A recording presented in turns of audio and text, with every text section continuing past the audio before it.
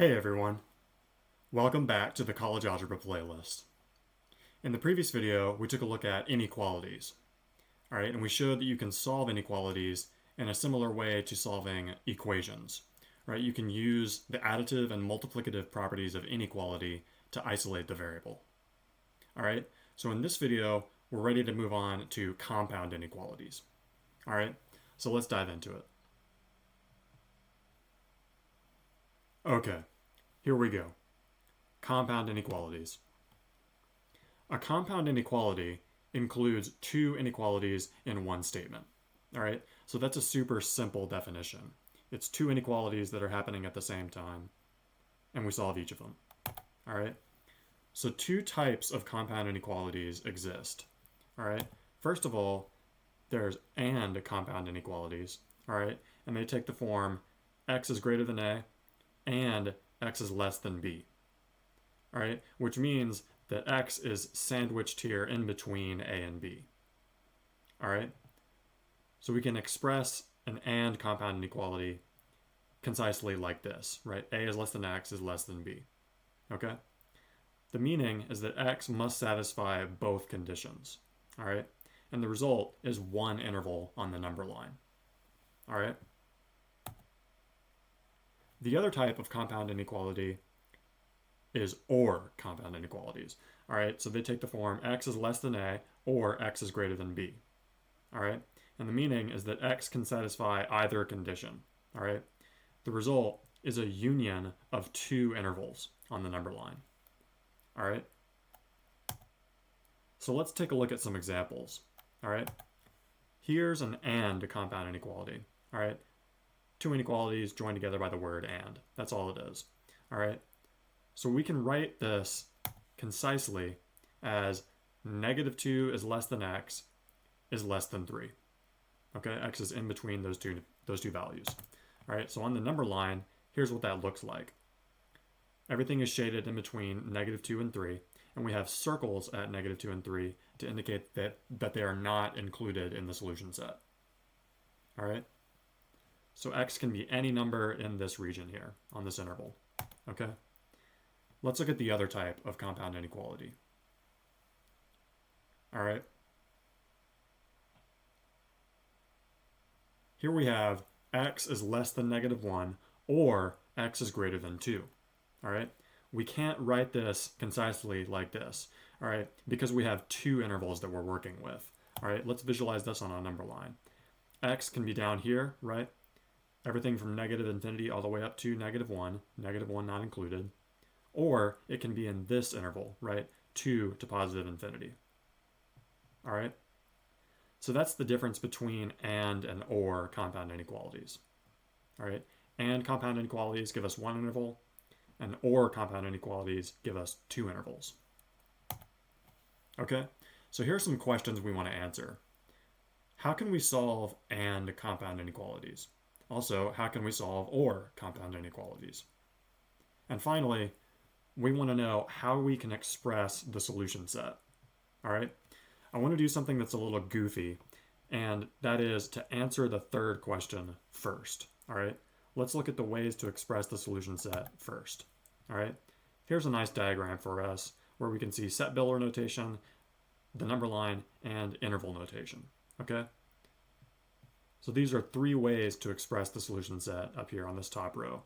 All right, A is in between x and b. All right, so it's one interval there. And in interval notation, remember we read it from left to right like it's a sentence in English. Okay, we have A up to b. A and b are not included in the solution set, so we use parentheses. Here, we have A is less than or equal to x is less than b. So we have the same interval, but A is included, right? We indicate that by a dot, and b is not included, so we have a circle. In interval notation, right, we have A up to b. A included, B not included. All right. Here, we have x in between A and B again. All right, and this time A is excluded from the solution set and B is included. So we have A up to B, B included. And finally, down here we have x in between A and B, and we have dots at A and B to indicate that they're both in the solution set, right? So we have brackets. Okay? So these are and compound inequalities visualized. All right, let's take a look at or compound inequalities. All right, here we have x is less than a or x is greater than b. So we have two intervals shaded on this number line, right? Everything to the left of a is shaded and everything to the right of b is shaded. All right, a and b are not included in the solution set, so we use circles here. All right, in interval notation, it gets a little fancy. All right, this notation is a little bit fancy, right? We read this from left to right, right? We have negative infinity up to a, union with b up to positive infinity. All right, that's what this symbol means. It means union, which is another way of saying the word or, right? We have x in this interval, or we have x in this interval. All right. So here we have something similar, right? X is less than or equal to a, or x is greater than b. All right, so in interval notation, we'll have negative infinity up to a included, so we have a bracket, union b to infinity, and b is not included, so we have parentheses. All right, here we have something very similar, right? But a is excluded from the solution set, and b is included. All right, so that's what the interval notation looks like. We have a parenthesis at a and a bracket at b. All right, and down here, we have x is less than or equal to a, or x is greater than or equal to b. So we have two dots here to indicate that a and b are in the solution set. And in interval notation, we have a bracket at a and a bracket at b. So those are included. Notice that we never use brackets on negative infinity and positive infinity. All right. There's one more case we can run into, and that's when x is all real numbers. Okay, so we shade the entire number line. All right. In interval notation, we just read that as negative infinity up to positive infinity. Okay.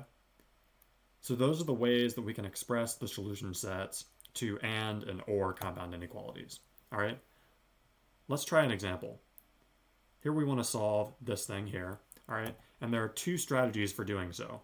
All right. First of all, we can solve two inequalities separately, right? This is two inequalities happening at the same time, so we can simply split them into two inequalities and solve. All right, that's strategy number one. All right, the second strategy is to solve everything at the same time. All right, so let's try strategy number one first. All right, we have two inequalities happening here. All right, so we're going to split them up and solve them one at a time. All right, here we have 3 is less than or equal to 2x plus 2. All right, so to isolate x, we're going to isolate it on the right-hand side. So to do that, we're going to subtract 2 from both sides. Okay, and that leaves us with 1 is less than or equal to 2x. All right, we almost have x isolated. We just need to divide both sides by 2 to get what we want. All right, so the 2's are going to cancel on the right-hand side. All right, so we're left with 1/2 is less than or equal to x. Okay, let's try the inequality on the right now. Okay, 2x plus 2 is less than 6. All right, we're going to isolate x on the left-hand side, so we'll subtract 2 from both sides. Okay, and that leaves us with 2x is less than 4. Okay, let's divide both sides by 2. And the 2's cancel. Okay. So that leaves us with x is less than 2. All right. So we can bring these two inequalities together and express them concisely like this, right? 1/2 is less than or equal to x is less than 2. Okay. So let's try strategy number 2 and see if we can get the same answer. All right. So here, what we're going to do to isolate x in the middle of these two inequalities, right?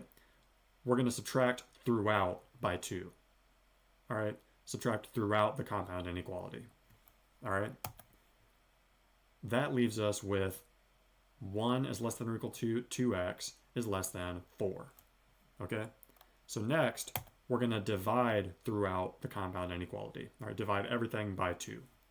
All right, and the 2's are going to cancel in the middle here. All right, and that leaves us with 1/2 is less than or equal to x is less than 2. Okay,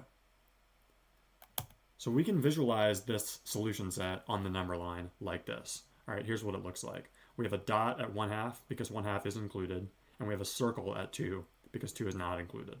All right, and we shade everything in between. This is what an and compound inequality looks like. All right, so if we want to report our final answer in interval notation, this is what the answer looks like, right? It's everything from 1/2 up to 2. 1/2 included, but 2 not included. All right, so that's our final solution. So that's how we solve and compound inequalities. Right? We have two strategies for doing so. All right, but for or compound inequalities, we have no choice but to split this up into two inequalities and solve them one at a time. All right, this is two different intervals, right? So that's why we have to do this. Okay, let's isolate x over here on the left-hand side. Okay, by adding both sides by 2. And then we have 3x is less than or equal to 3. So let's divide both sides by 3. And the 3's cancel on the left-hand side. And that leaves us with x is less than or equal to 1. All right, 3 over 3 is just 1. Okay, great. Let's solve this inequality on the right now. All right, let's subtract 5 from both sides. And that gives us 2x is greater than 4. All right, then we divide both sides by 2, and the 2's cancel on the left-hand side, and we have x is greater than 2. Okay, so let's bring these two solutions together and express them as a compound inequality, right? X is less than or equal to 1, or x is greater than 2. All right, let's take this to the top of the screen because we want to visualize this solution set. All right, here's our compound inequality, and here's what it looks like on the number line. Okay, so with this visualization, right, we can come up with the interval notation pretty easily. All right, we have everything from negative infinity up to 1, 1 included, so we have a bracket, and then we say union everything from 2 to infinity, 2 not included, so we have a parenthesis. All right, and that's how we can express our final solution to the compound inequality. All right, that does it for this video. Thank you for watching, and like and subscribe.